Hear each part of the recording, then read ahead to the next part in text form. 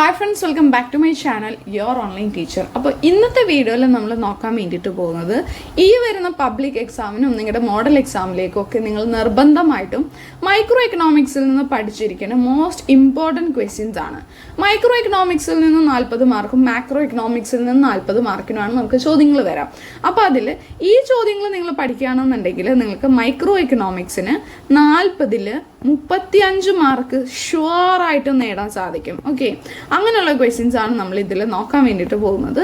So ഈ ഒരു video helpful ആയിരിക്കുമെന്ന് വിചാരിക്കുന്നു. അപ്പോൾ ഇത് എല്ലാവരിലേക്കും എത്തുന്നതിന് വേണ്ടിയിട്ട് ഇപ്പം തന്നെ ഒന്ന് ലൈക്ക് ചെയ്തേക്കുക, അതുപോലെ ഹെൽപ്ഫുൾ ആയൊന്ന് താഴെ കമൻറ്റ് ചെയ്ത് അറിയിക്കാം. ഫസ്റ്റ് ക്വസ്റ്റ്യൻ നമ്മുടെ ബഡ്ജറ്റ് ലൈൻ കാണാനാണ്. ബഡ്ജറ്റ് ലൈൻ കാണാനും horizontal intercept, vertical intercept, slope ഇത്രയും കാണാനും ബഡ്ജറ്റ് ലൈൻ വരയ്ക്കാനും ഷുവർ ആയിട്ടുള്ള ഒരു ക്വസ്റ്റ്യൻ ആയിരിക്കും. അത് 5 മാർക്കിനാണ് നമ്മൾ പ്രതീക്ഷിക്കുന്നത് കേട്ടോ. അപ്പോൾ അത് എന്തായാലും നിങ്ങൾ പഠിക്കണം.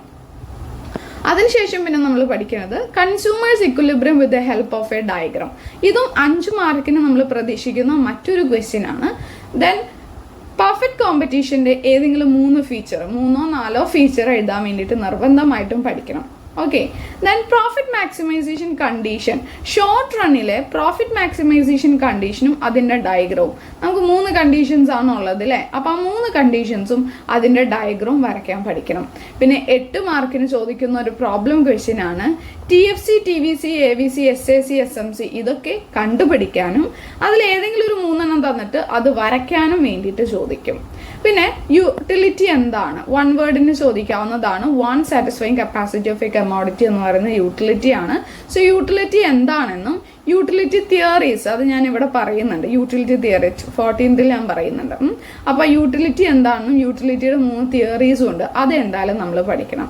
Then excess demand and excess supply situation എന്താണ്, അതിൻ്റെ ആ ഒരു ഡയഗ്രാം പഠിക്കണം.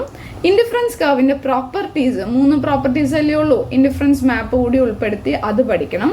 ഇലാസ്റ്റിസിറ്റി ഓഫ് ഡിമാൻഡും ഇലാസ്റ്റിസിറ്റി ഓഫ് സപ്ലൈയും കാണാൻ വേണ്ടിയിട്ട് പഠിക്കണം. Then central problems of an economy, then price സീലിംഗും ഫ്ലോർ പ്രൈസും വിത്ത് ഡയഗ്രാം പഠിക്കണം. ഇക്വിലിബ്രിയം ക്വാണ്ടിറ്റി ആൻഡ് പ്രൈസ് കാണാൻ ഒരു പ്രോബ്ലം ക്വസ്റ്റ്യൻ നമ്മൾ എക്സ്പെക്ട് ചെയ്യുന്നതാണ്. Types of economy, market economy, then centrally planned economy, mixed economy, ഈ 3ൻ്റെയും ഫീച്ചേഴ്സ് പഠിക്കണം.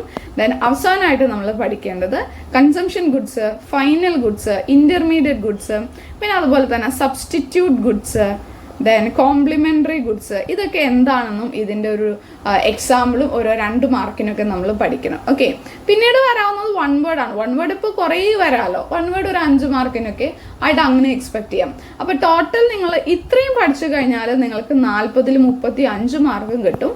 പിന്നെ ഇത്രയും പോർഷനിൽ നിന്ന് തന്നെ ആയിട്ട് പല രീതിയിൽ 5 മാർക്കിൻ്റെ 1 വേർഡും കൂടി ചേർത്തിട്ട് 40-ൽ 40 മാർക്ക് നേടാൻ നിങ്ങൾ ഈ ഒരു 15 ചോദ്യം നിങ്ങൾ പഠിച്ചാൽ മതിയാകും.